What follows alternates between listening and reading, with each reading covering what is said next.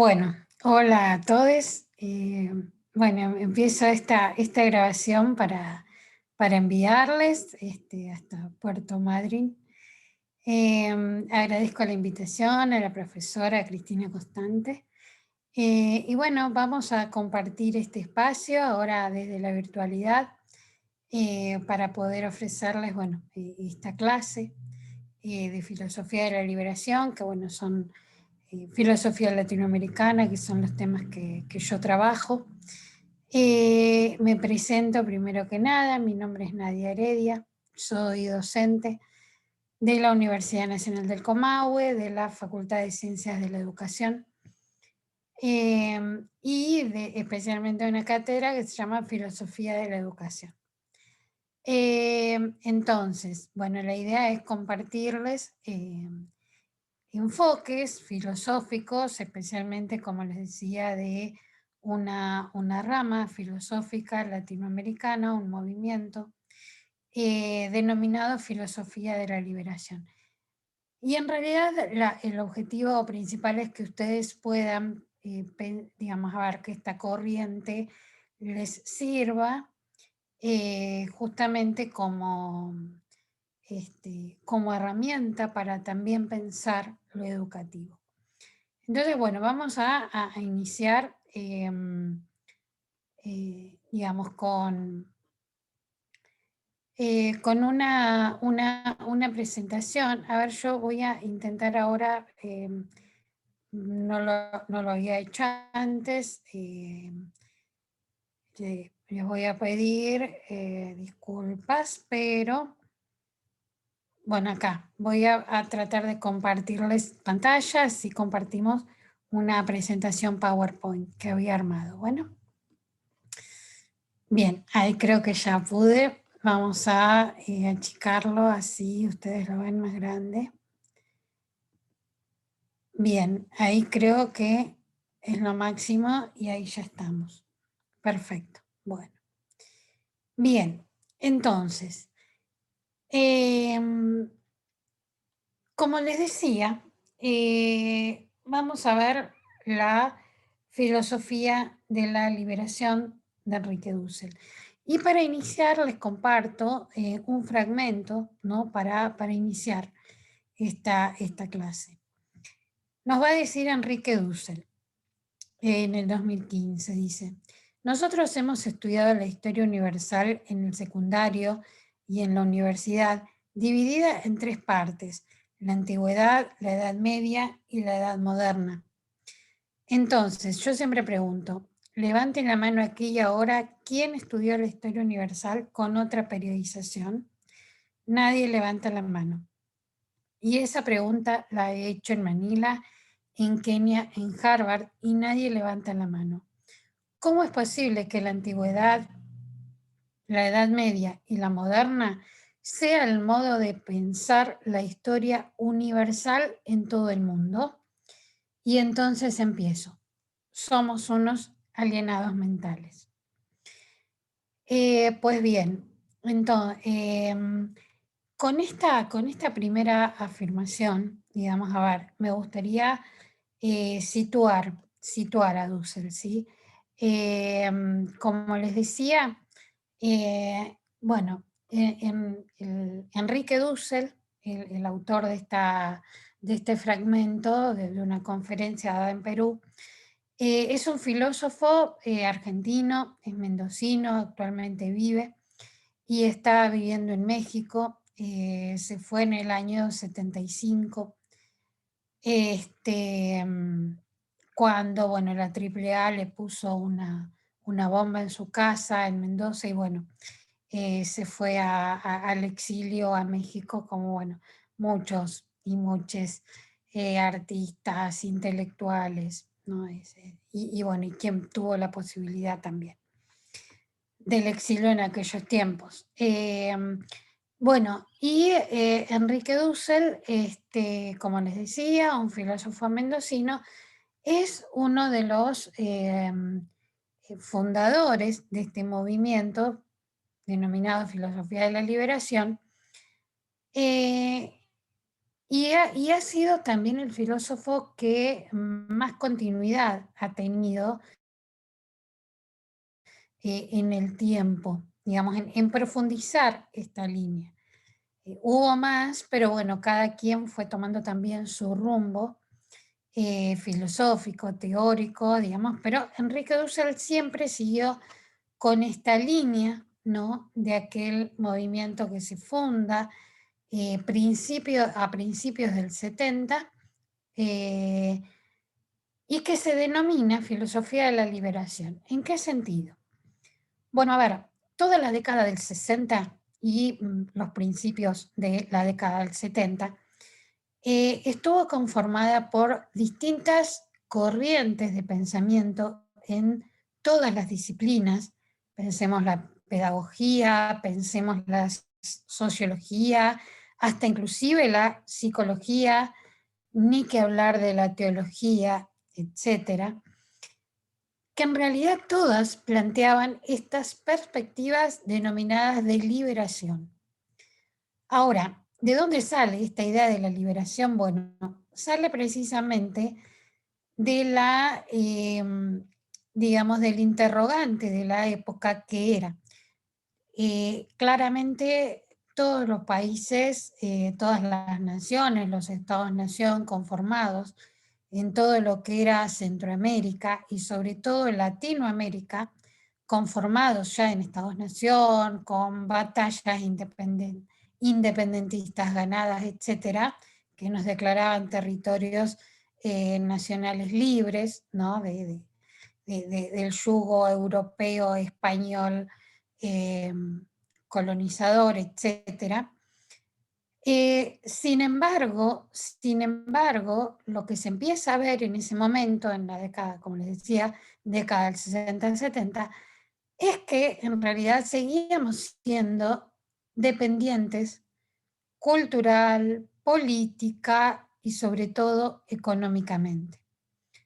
Digo, de estos centros político-económicos, eh, y en aquel momento, bueno, denominados también imperios, ¿sí? Es decir, imperios, centros económicos, como decíamos. Y estamos hablando siempre más o menos de los mismos, no estamos hablando de los centros económicos europeos, estamos hablando de Estados Unidos. Em, pues entonces se empieza a cuestionar firmemente que en realidad seguíamos siendo dependientes, ¿sí?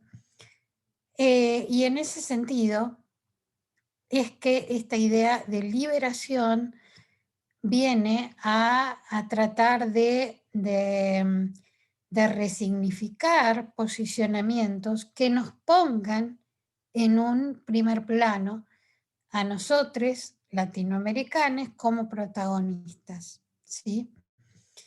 Es decir, a ver, yo siempre pongo como estos ejemplos, ¿no? Que inclusive en la actualidad los escuchamos, ¿no? Quien dice, bueno, España, nuestra madre patria.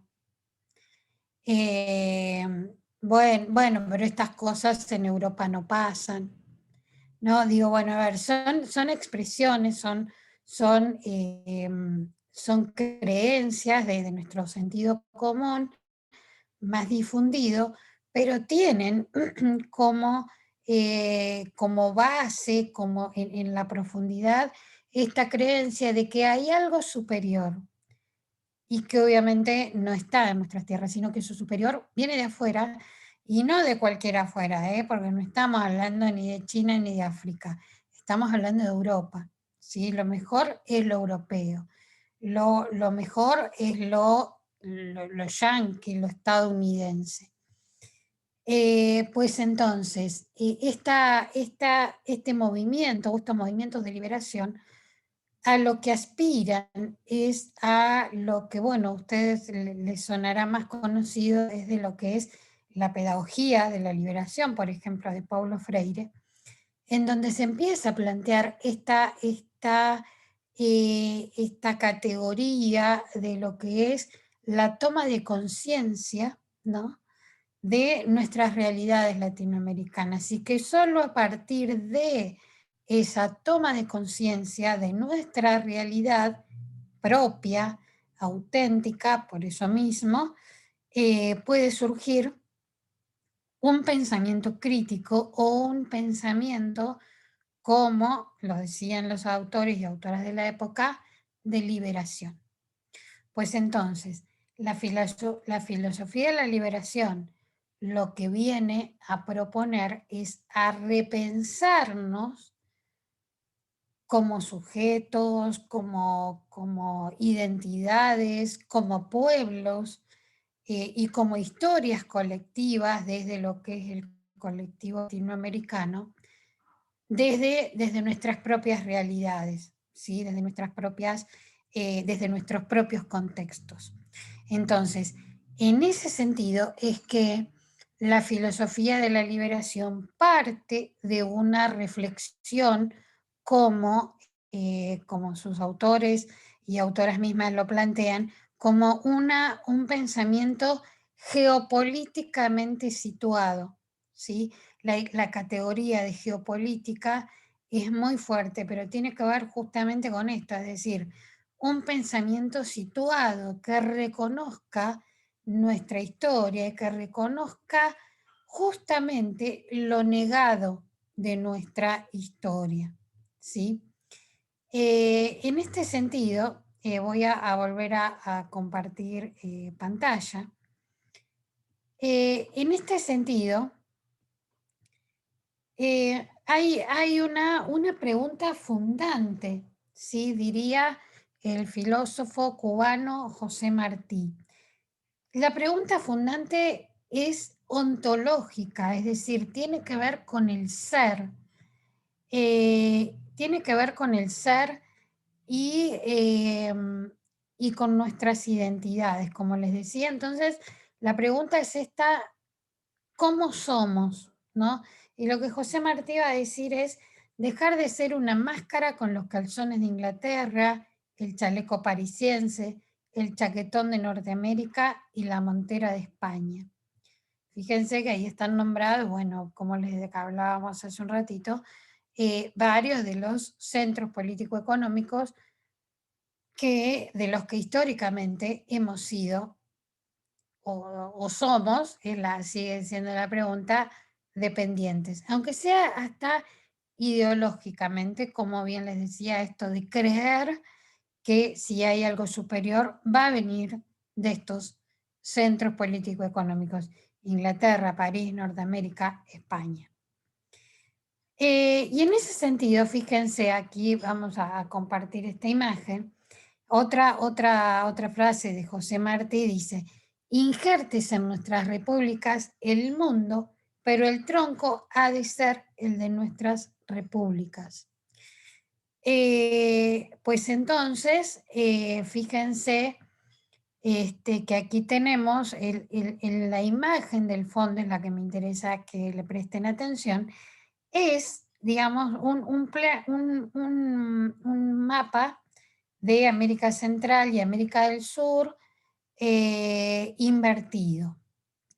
¿Y en qué sentido? A ver, esto hasta inclusive se puede pensar, no sé, desde la geografía, desde otras disciplinas, desde la historia misma. Pero pensemos esto, a ver, fíjense, el mundo es redondo, ¿no? Nuestra geografía territorial mundial es esférica, es redondo.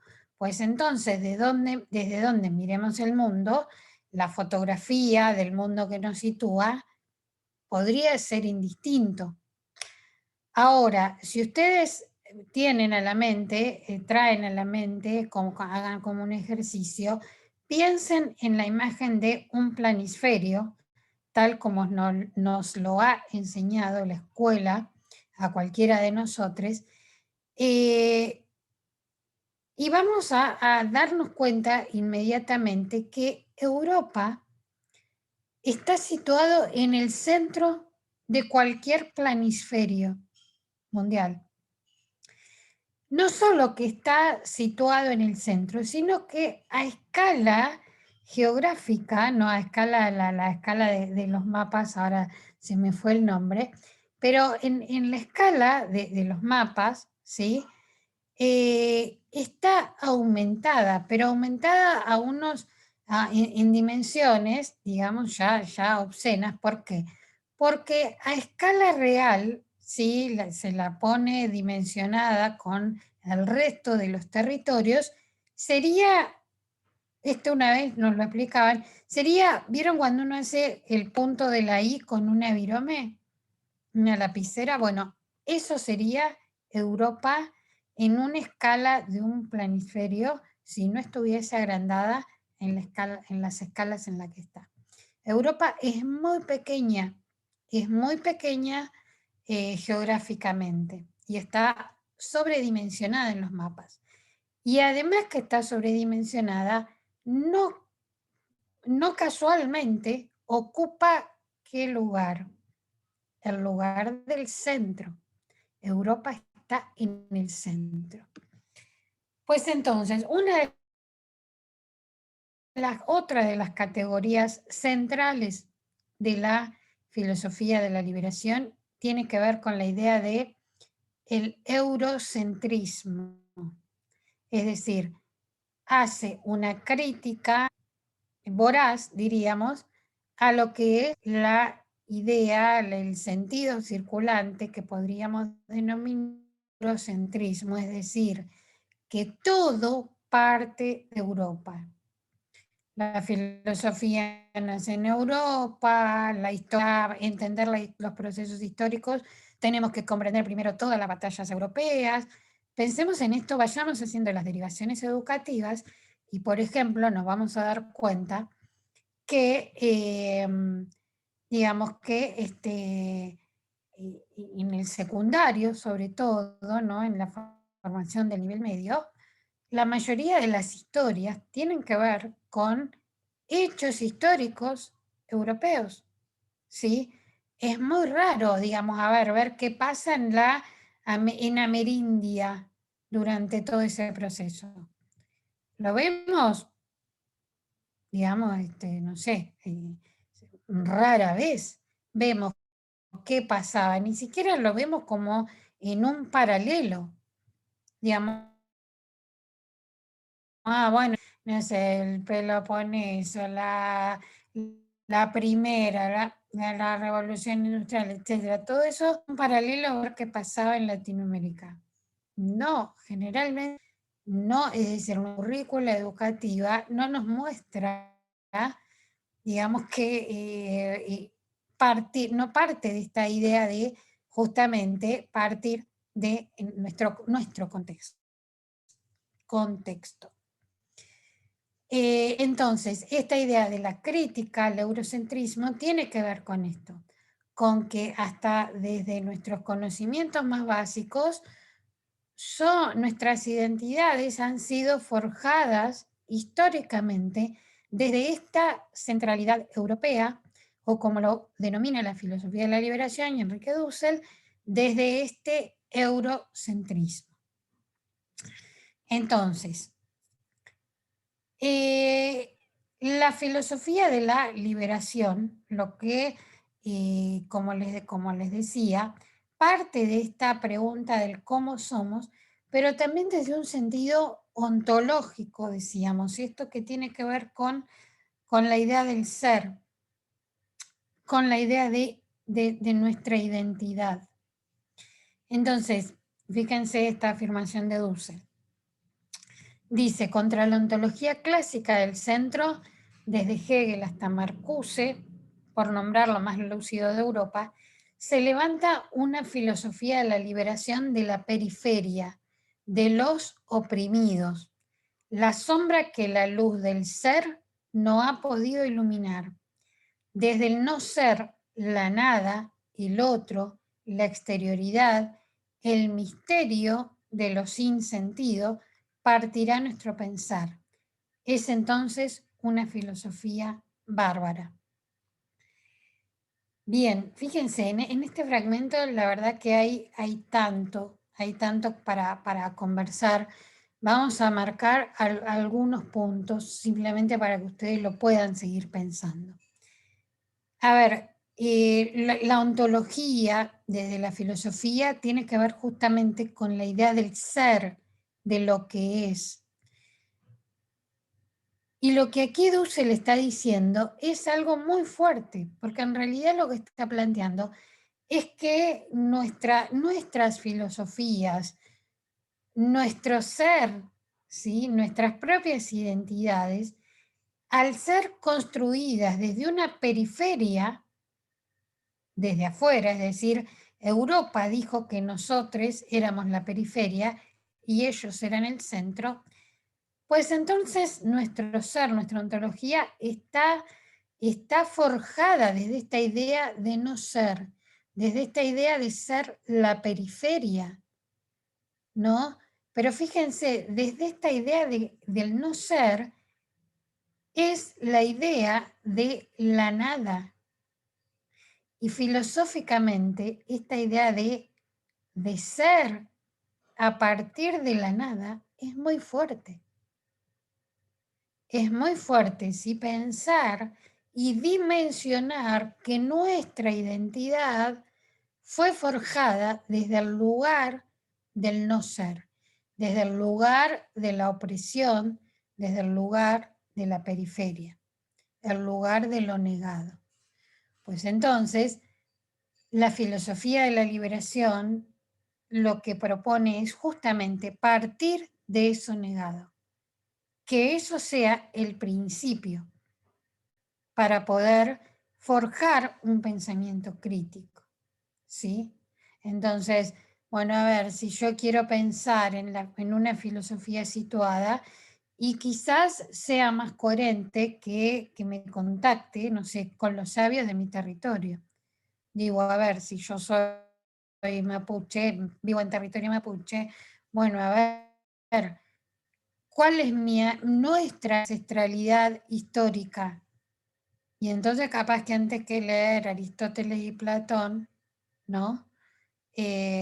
Me pongo a averiguar, a investigar, a conversar o a leer, digamos, lo que haya en material sobre, no sé, los sabios y las sabias de mi territorio, ¿sí?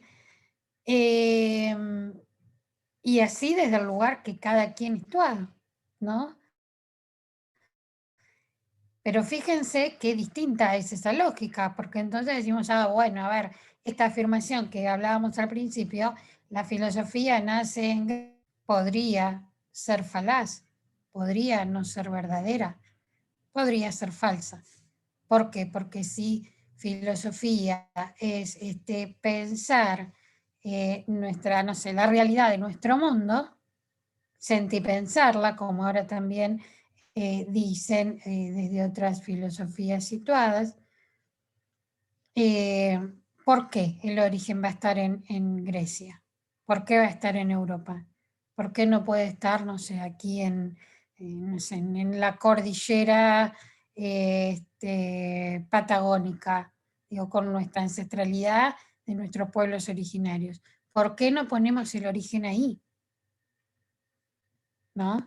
Y desde ahí empezamos a construir otras formas de pensarnos, porque aparte ese es otro punto a tener en cuenta. Cuando una empieza a indagar estos orígenes, bueno, en esos orígenes también nos situamos nosotros como sujetos y sujetas, ¿sí? Estamos hablando de nuestras propias identidades, por eso cuando empezamos a trabajar estos temas, lo primero que se tambalea es nuestra propia subjetividad. Lo primero que tiene que interpelarse o tenemos que permitirnos interpelar es nuestra propia subjetividad, es nuestro propio ser, ¿no? Ahora bien, hay algo antes que se me vaya la idea y seguir a la otra placa.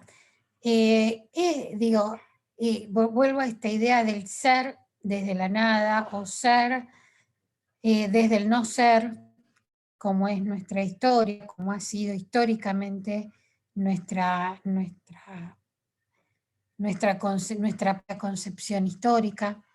Esta idea del no ser es muy dolorosa. Sí, a ver, pensemos que todos estos nuevos, bueno, esta nueva corriente, ¿no? Que todo lo que es lo decolonial, que dicho sea de paso también está bastante de moda, pero digo, a ver, lo decolonial habla de una herida abierta, ¿sí? La herida decolonial es una herida abierta, tal como dicen sus principales teóricos y teóricas. Pues entonces, la herida de colonial abierta es justamente esta, es que nos duele o nos tendría que doler si nos situamos de este lado de la historia, sabernos históricamente negados y negadas, ¿sí? ¿Por qué? Porque justamente es sacar, y por eso decía, es la luz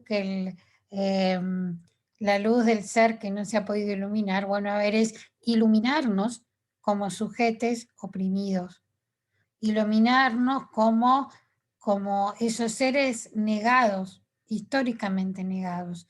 Y en toda negación hay un gran sufrimiento por detrás, ¿no? Porque es todo lo que se negó, lo que se invisibilizó, lo que se oprimió, ¿no? Entonces ahí hay esta herida de colonial es una herida doliente, ¿sí? Es una herida de la negación de nuestros pueblos originarios, de las mujeres frente a un sistema patriarcal, de las personas con discapacidad frente a una sociedad que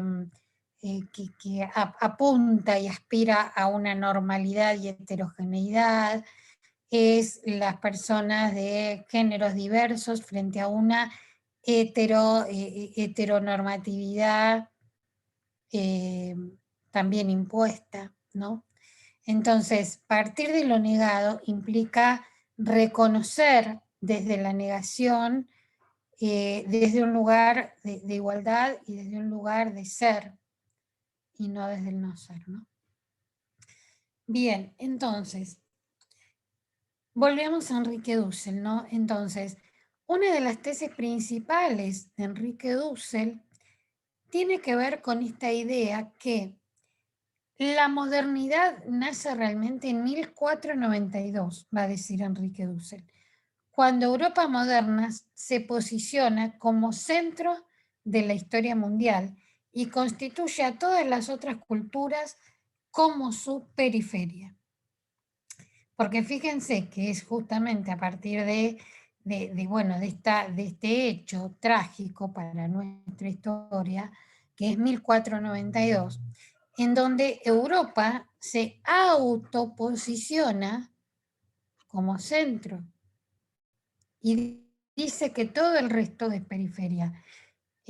América es periferia, África es periferia, Asia es periferia, y a partir de ahí empieza en realidad una ruta que es meramente económica, eh, política, jurídica, económica, hasta militar, digamos, pero donde empieza todo un circuito en donde ellos mismos se, se autoposicionan como centro y que también a través, gracias al saqueo económico, se empiezan a constituir como centro económico, ¿no? De Europa.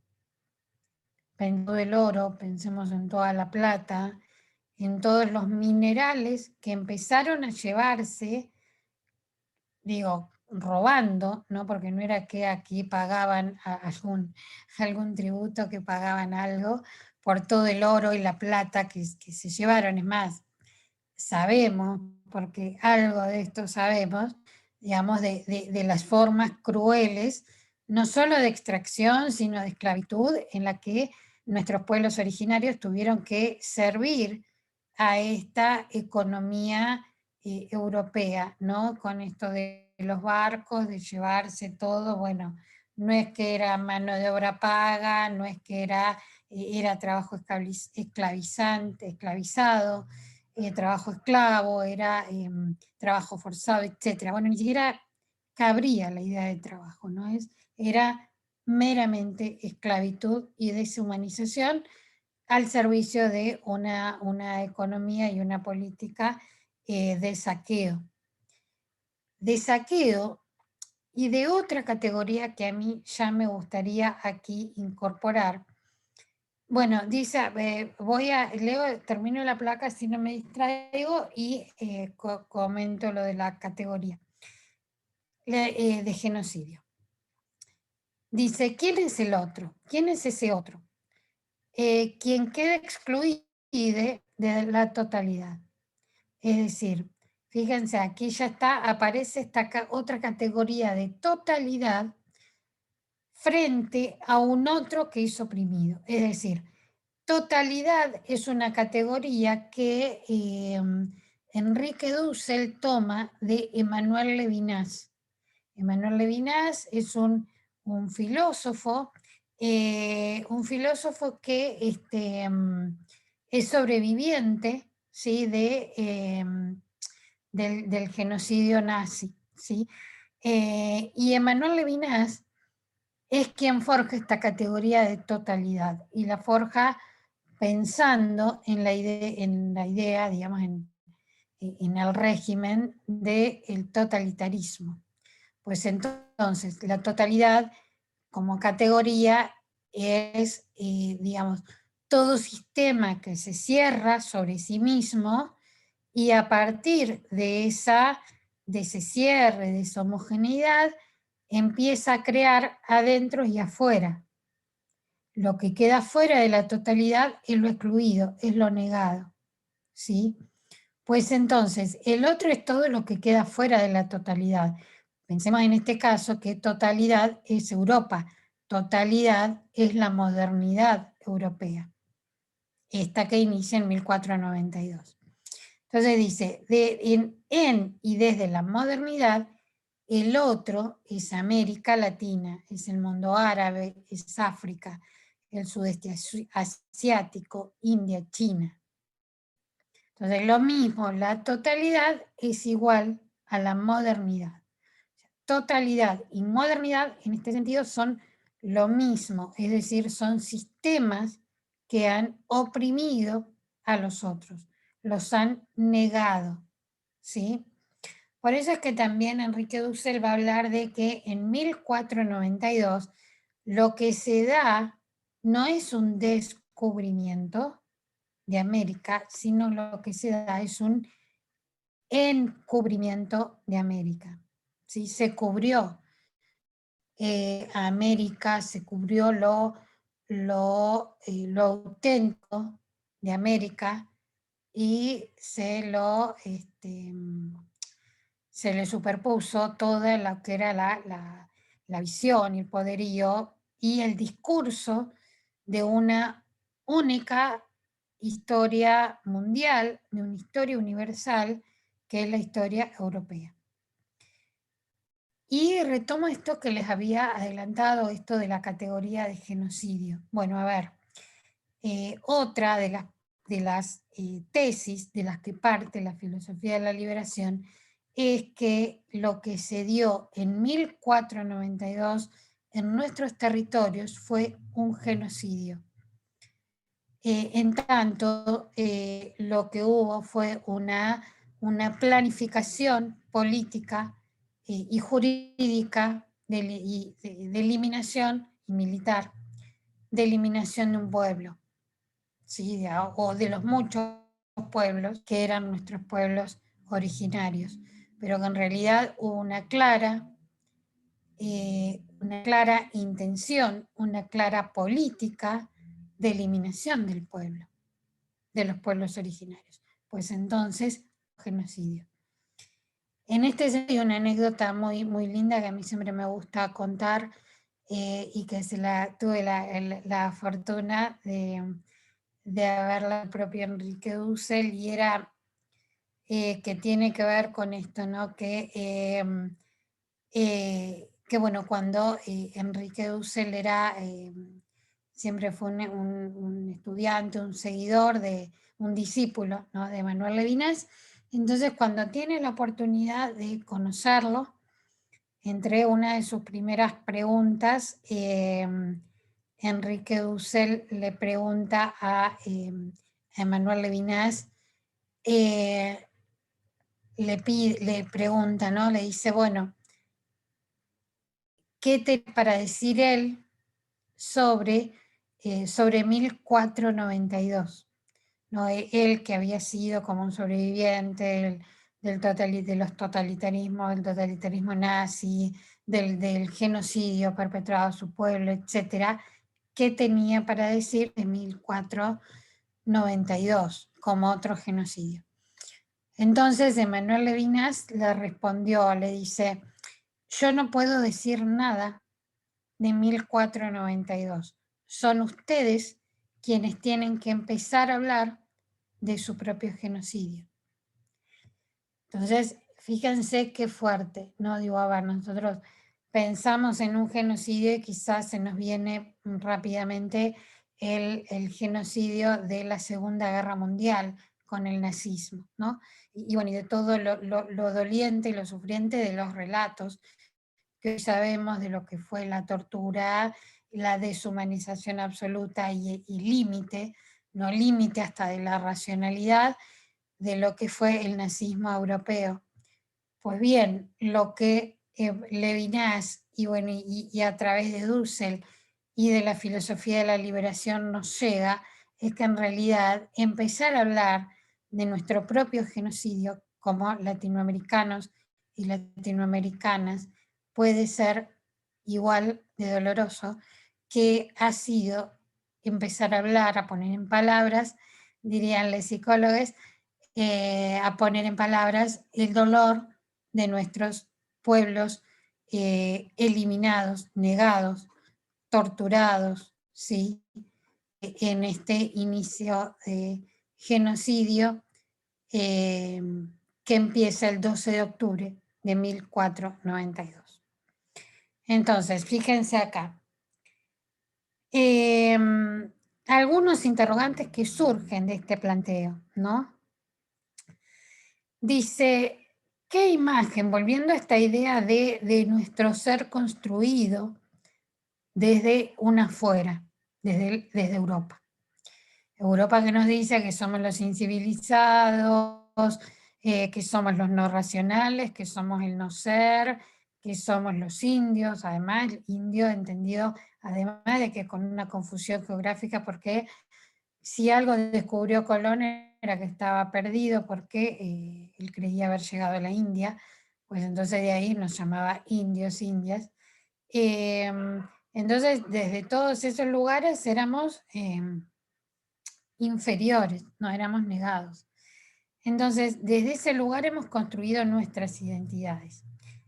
En este sentido es que presento algunos de los interrogantes, dice que surgen de estos planteos de nuestro ser forjado desde esta idea del no ser.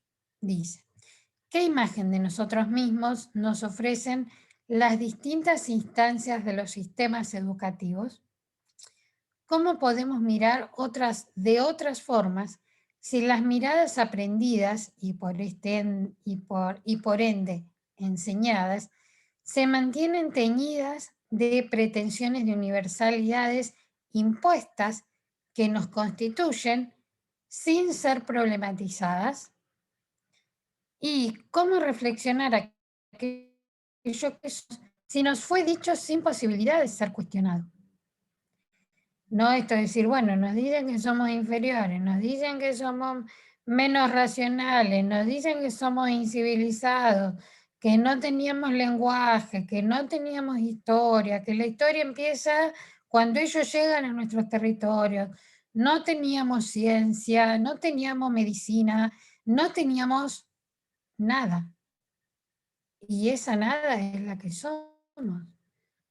Entonces, digo, pensemos en esta idea que, a ver, yo siempre digo, a ver, yo no, tengo 41 años y cuando yo iba a la escuela primaria, el 12 de octubre era una fecha que se festejaba como, ¿cómo era que le decían? Como el día del encuentro de dos mundos, el día de la raza, hasta ya hacían feria de platos, ¿no? O sea, se hacía un acto, era un festejo, cuando en realidad digo, bueno, a ver, ¿qué festejábamos? ¿Qué nos enseñaron a festejar? ¿El inicio de un genocidio? ¿Qué estamos enseñando nosotros? ¿Qué seguimos enseñando nosotros como educadores y educadoras cada 12 de octubre?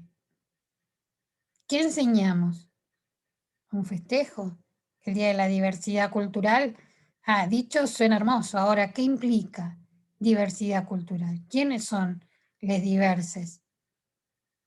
¿Qué pasó con los originarios?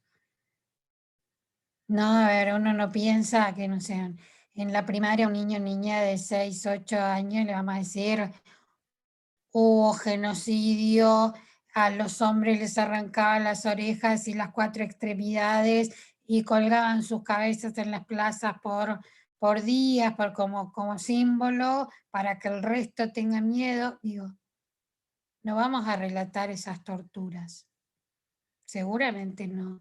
Ahora, en algún momento las enseñamos, porque lo que hubo fue tortura, lo que hubo fue matanza, lo que hubo fue una falta absoluta de respeto hacia toda otredad que el otro representaba, ¿no? Entonces, ¿qué es lo que seguimos enseñando desde nuestras escuelas, ¿no? ¿Y qué imagen eso de nosotros mismos estamos enseñando? En ese sentido, fíjense, acá vamos a otra,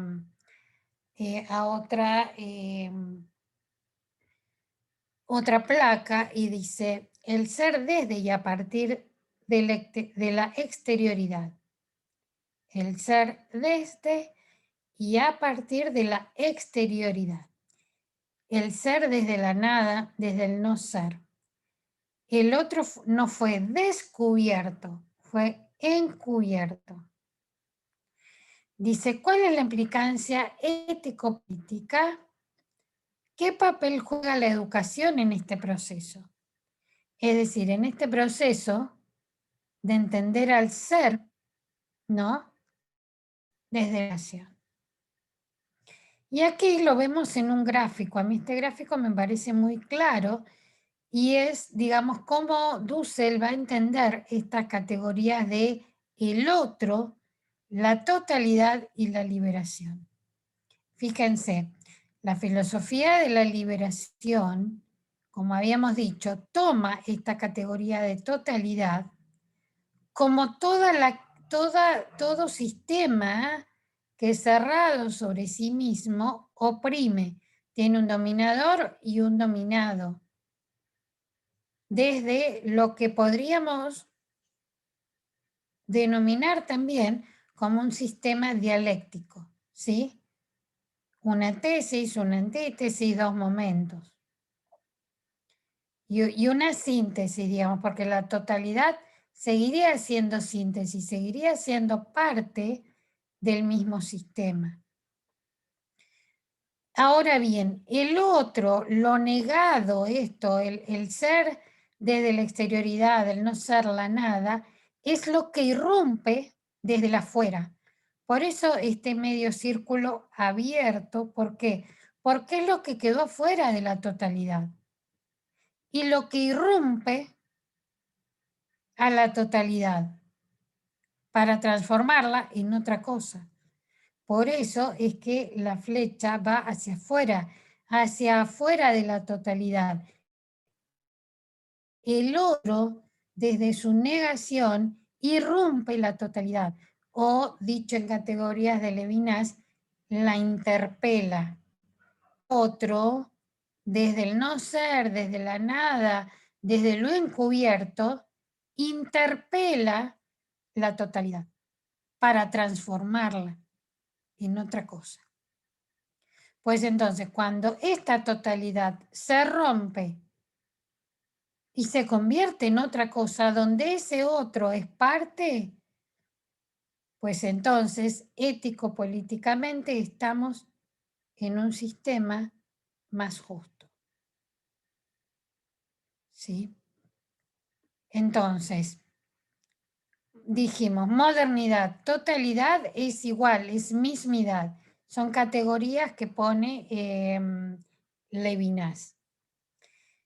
Y a la dialéctica, es decir, esto que decíamos aquí, esto de este sistema de tres momentos, tesis, antítesis, síntesis, Dussel va a proponer esta categoría de anadialéctica. La anadialéctica tiene que ver con que hay un momento que es más allá de la dialéctica, que incluye un momento en el que el otro rompe con esa lógica de la totalidad. Por eso anadialéctica. Ana quiere decir más allá, o sea, más allá de la dialéctica. Más allá de la dialéctica, lo que está es el otro.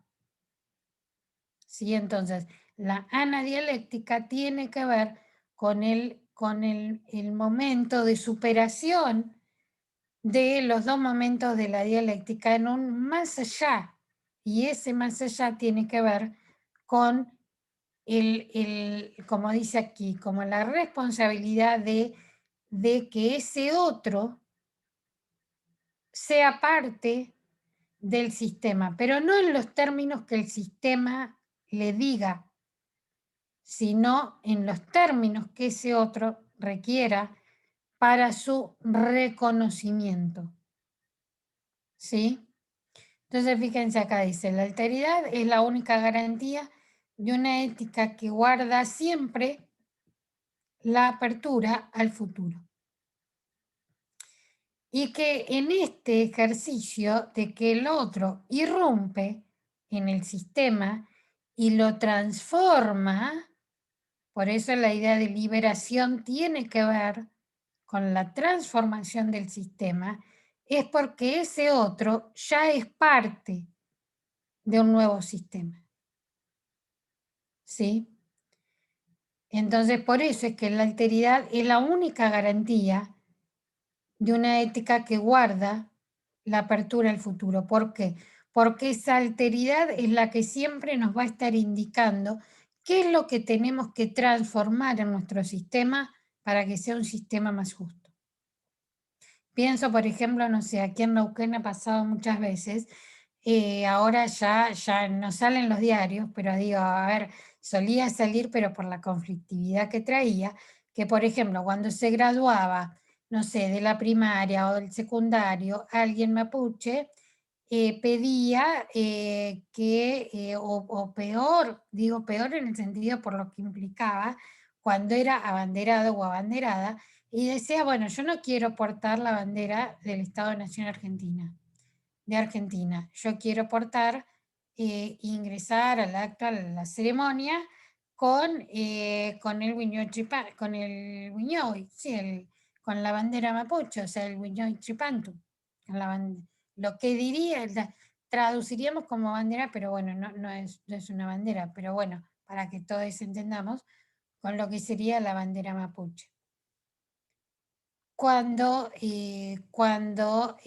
surgía este planteo, bueno, se armaba cada debate en las escuelas, porque decían, bueno, no, pero si son de Argentina tienen que llevar la bandera argentina, pero ¿cómo va a entrar con el guiñó o no sé, con la vestimenta típica? Sí, en realidad el Estado, Nación Argentina, bla, bla.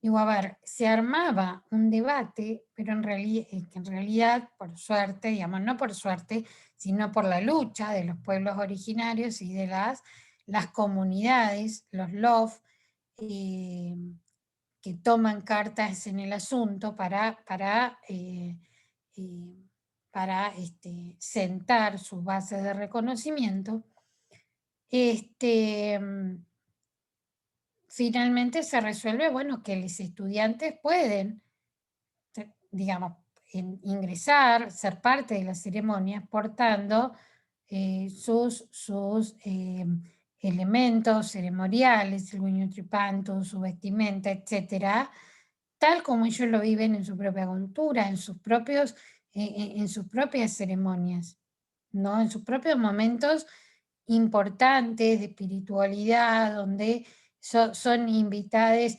o invitadas otras fuerzas a participar, etcétera, desde lógicas completamente distintas a las lógicas occidentales y ceremoniales también. Y bueno, se termina resolviendo de esta forma. Pero para que se resuelva de esta forma y luego de los grandes debates que a veces se armaban en las escuelas, en las instituciones educativas, la forma de resolverse incorporaba todo lo nuevo, es decir, incorporaba todo lo que estas otredades, estos otros, como alteridades, portaban, traían como novedad, traían como disrupción, como ruptura a lo que había. Entonces, estas transformaciones, a ver, un acto en donde, bueno, haya una participación ceremonial de otra cultura, puede ser la mapuche, puede ser otra con la cual convivamos dentro de una institución educativa, bueno, implicaba un escenario completamente distinto, un escenario otro, un escenario quizás más justo porque esos otros históricamente negados eran parte desde, em, desde sus propias realidades, desde sus propias identidades. Bien, entonces dice, y si miramos y si miramos nuestros ámbitos educativos a partir de estos enfoques, ¿cuál es la lectura que ofrecemos pedagógicamente de nuestra historia? ¿Seguimos ofreciendo acaso miradas pedagógicas colonizadas? Nuestro ingreso a la historia universal fue violento y traumático. Nuestra entrada a la ficción de la historia universal fue violenta,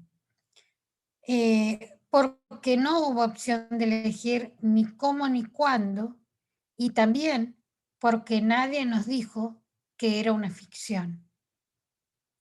Sí, es decir, esto de la historia universal, bueno, ahora lo estamos cuestionando. Digo, ahora pienso 30 años atrás con la filosofía de la liberación, quizás antecedentes 10 o 20 o 30 años más atrás, o hasta un siglo nos estiramos con la primera, los primeros movimientos, ¿no? De filósofos, de historiadores, hasta de próceres, diríamos em, que empezaban a cuestionarse esta idea de lo universal, de nuestros lugares en la historia, no sé, pienso en Bolívar, pienso en Alberdi, pienso en, bueno, que nos invitaban a pensarnos desde otros lugares, ¿no? Esta idea de universalidad. Entonces, también esto, ¿no? Reconocer lo violento que fue o que es seguir sosteniendo este relato pulcro de una historia única. Bien, y aquí voy a hacer una pausa, no una pausa, sino una derivación a un tema. Y así como hago esta derivación a un tema, quisiera que en realidad ustedes puedan ver que cuando hablamos de los otros, de las otredades negadas, yo ahora me voy a meter en una de las otredades negadas, como es el tema del género. ¿no? El género, la figura, la imagen, la corporalidad de las mujeres dentro de lo que es este relato también de una historia universal es completamente violento, ¿sí? A ver, siempre como que en estos temas nos vamos a la idea de los pueblos originarios. Bueno, a ver, en esta idea hay muchas otredades negadas también. Pues bien, yo voy a ofrecerles esta otra arista, digamos que también está siendo muy trabajada desde lo que son llamados como los feminismos decoloniales, los feminismos latinoamericanos, negros, etcétera, y que tienen que ver con, bueno, justamente la idea de pensarnos como mujeres frente a un sistema patriarcal que nos oprime, nos pone también en este lugar que veíamos aquí en este gráfico, de este otro, esta otra, negades y oprimides, ¿sí? Pues entonces, desde este lugar es que yo les voy a compartir un relato de la Malinche. La Malinche es, bueno, es una mujer de un pueblo originario y era, digamos, a ver, Malinche es el nombre con el que se conoce a la hija de, ahora se me fue el nombre, ahora ya lo voy a recordar, pero bueno, quien fuera entregada a Hernán Cortés como su esposa, ¿sí? Pero a ver, quien la entrega, ahora voy a ver el nombre, disculpen, se me hizo un blanco. Este, la autoridad eh, azteca que la entrega a la Malinche, ¿no? Tengamos en cuenta estos datos. En aquel momento, digamos, los pueblos originarios creían que lo que habían llegado eran dioses o semidioses, ¿no? Esto está hasta inclusive en los relatos de las historias de las Indias. Pues entonces a los dioses ellos le entregaban lo mejor que tenían. Es así que se cuenta, por ejemplo, que frente a competencias, los deportistas ganadores de determinado juego, los que ganaban eran sacrificados a los dioses, pero no en un acto de crueldad, sino en una ceremonia de real entrega en donde los mejores eran entregados a los dioses. Por un lado. Entonces, a esto voy con que, a ver, esperen, denme un segundito, porque voy a buscar quién era el padre de la Malinche, porque me generó demasiada duda de quién era hija. Cuando vea el nombre, a ver.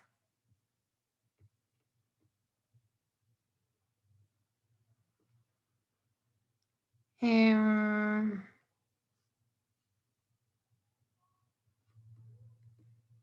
Bien, a ver si acá dice que es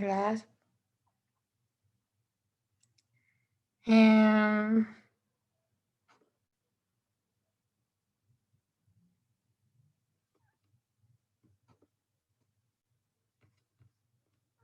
denme un segundito. Ujú.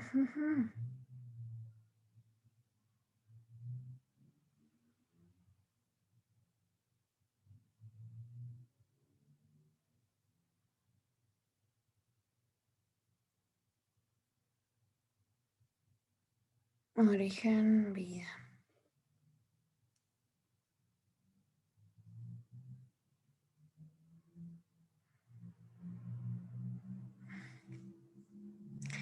Bueno,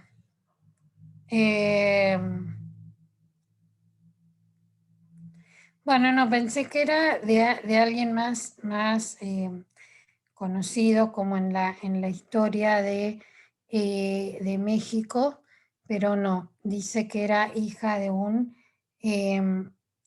cacique. Em, pero bueno, no da mayores detalles. Bien, bueno, entonces sigo con la parte en lo que estábamos. Em, bien, y que era el relato de la Malinche, que era esta mujer náhuatl, como les decía, bueno, hija de un cacique, y que fue ofrecida, digamos, para ser la esposa de Hernán Cortés. Bueno, se cuenta, la Malinche, sí, nosotros buscamos, como en la historia, es la figura de la intérprete, de la traductora, pero tiene en realidad una historia muy triste. ¿Por qué?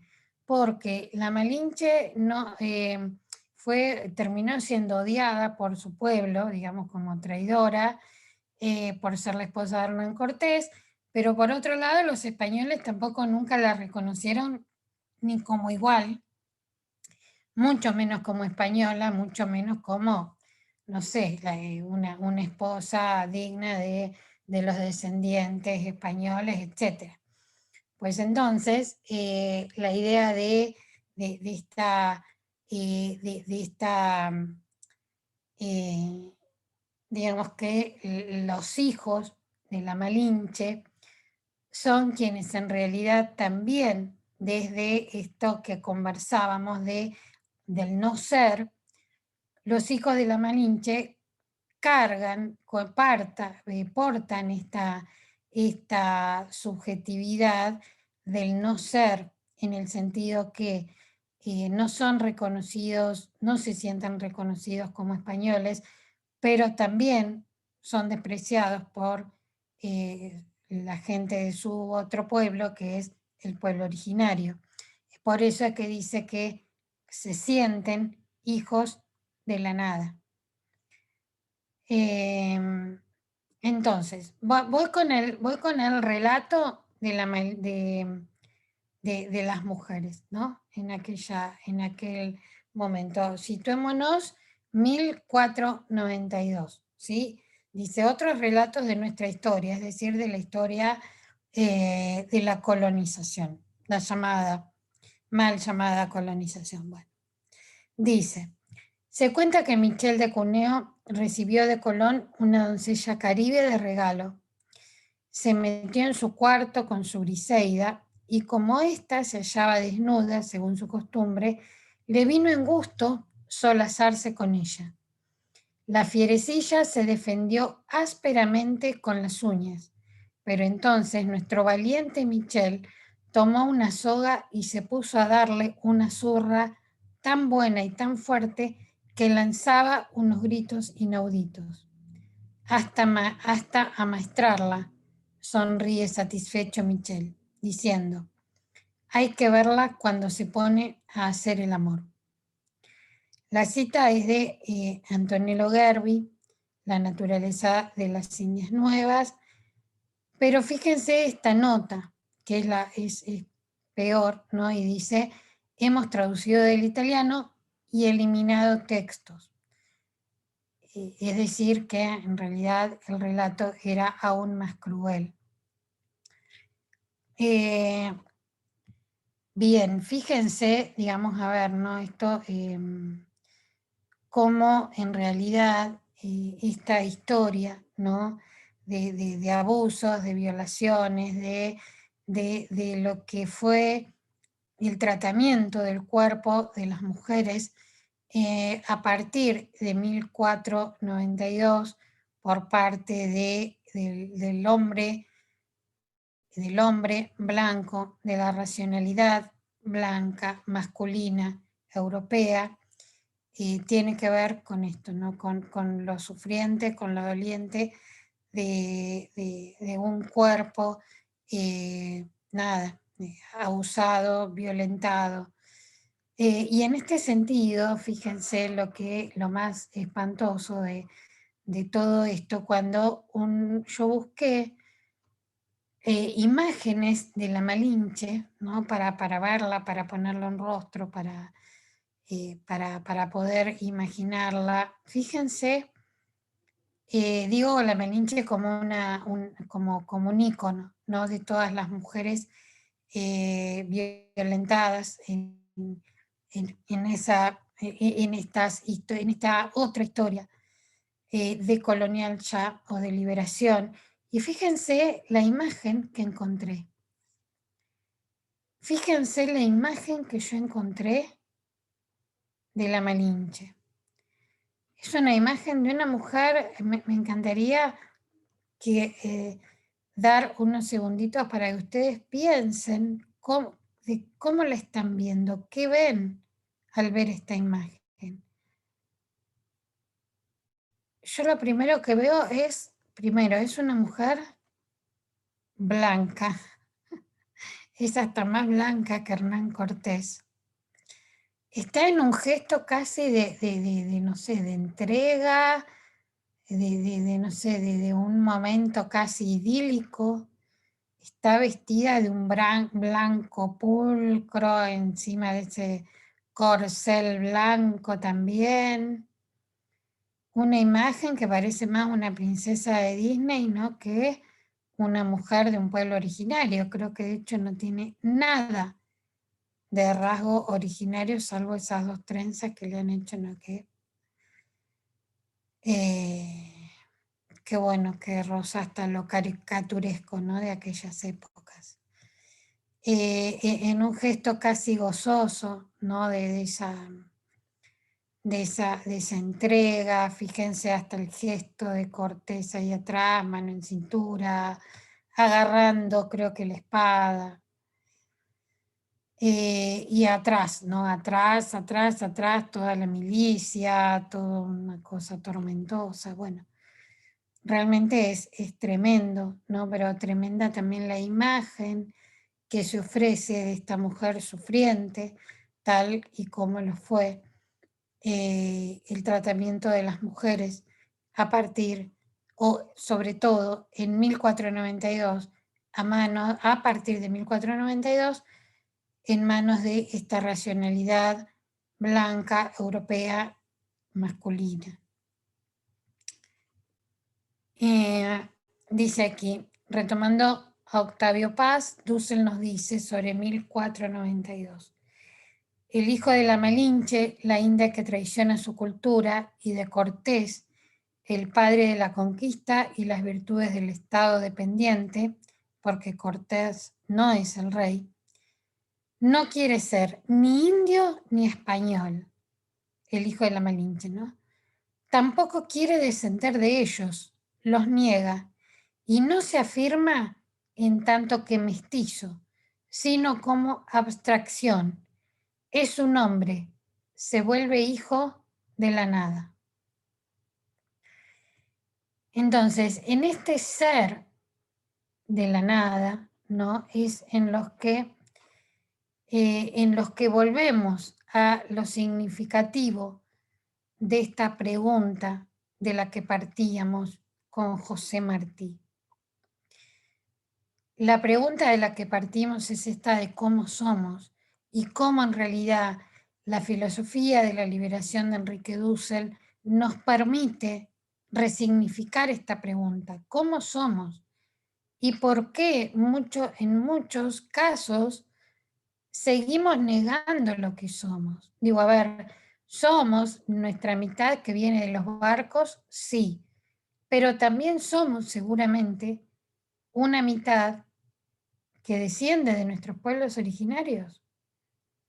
En mi caso particular, mi apellido es Heredia, más español imposible, pero mi otra mitad por parte de madre es mapuche 100%, corrida desde el sur de Buenos Aires, sobreviviente de las ruinas de Alominé, etc. Digo, también soy mapuche desde lo que son mis raíces ancestrales, desde este cómo somos.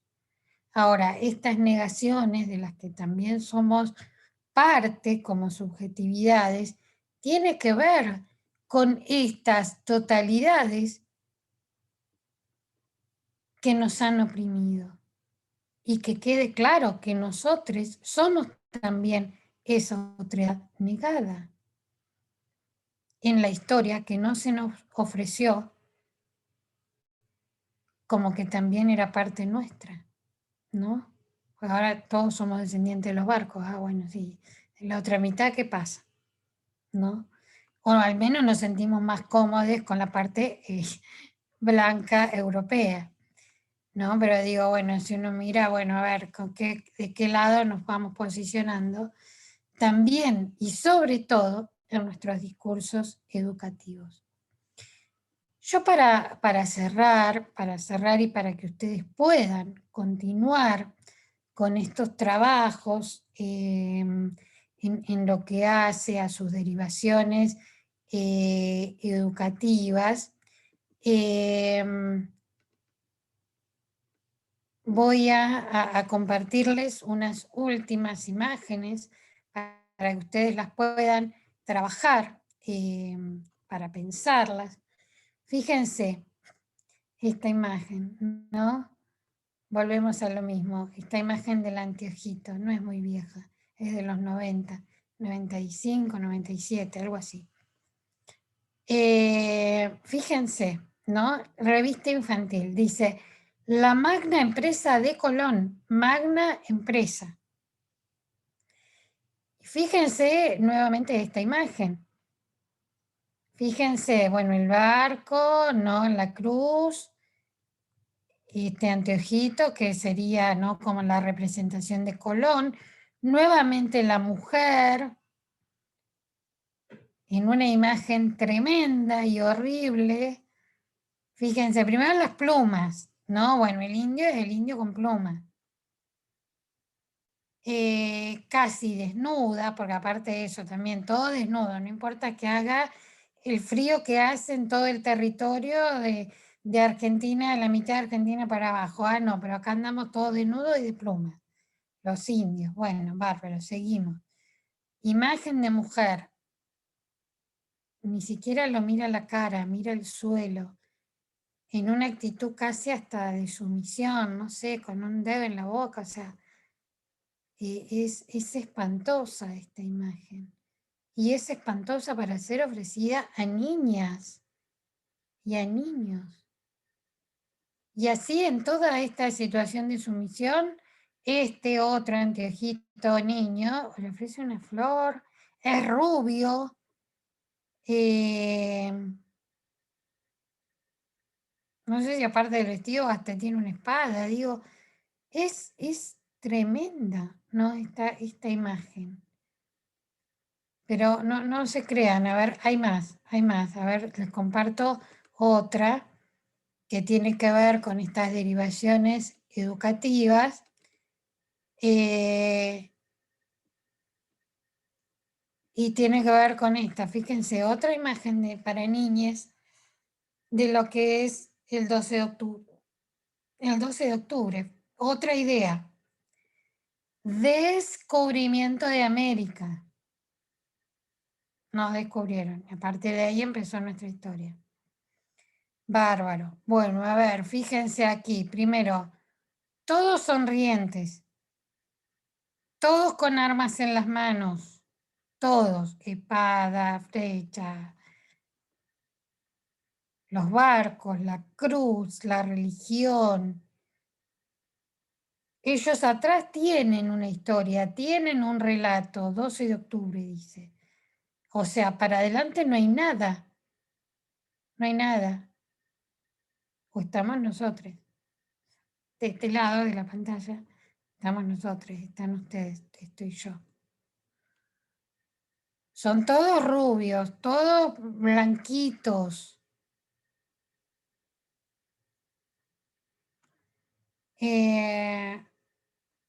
¿No? 12 de octubre. Entonces vuelvo a la misma idea. Y por último, y ahora sí, ya como cierre de esta presentación, comparto esta imagen, ¿no? Como para hacer estas últimas derivaciones.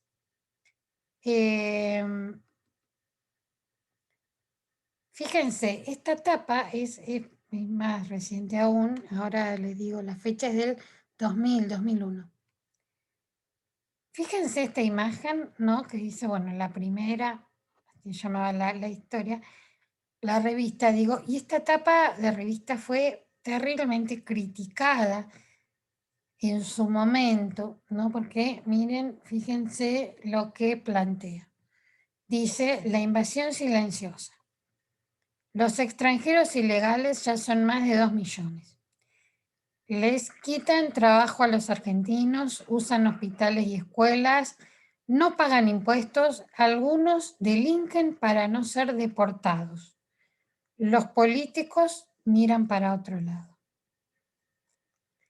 Y dice la invasión silenciosa. Bueno, como si esto no fuera espeluznante, así solo como está, hay algunos datos que vamos a analizar juntos. Tiene que ver con lo siguiente. Primero, fíjense nuevamente, ¿no? Así como la indiecita estaba desnuda, la imagen del indio también está desnudo.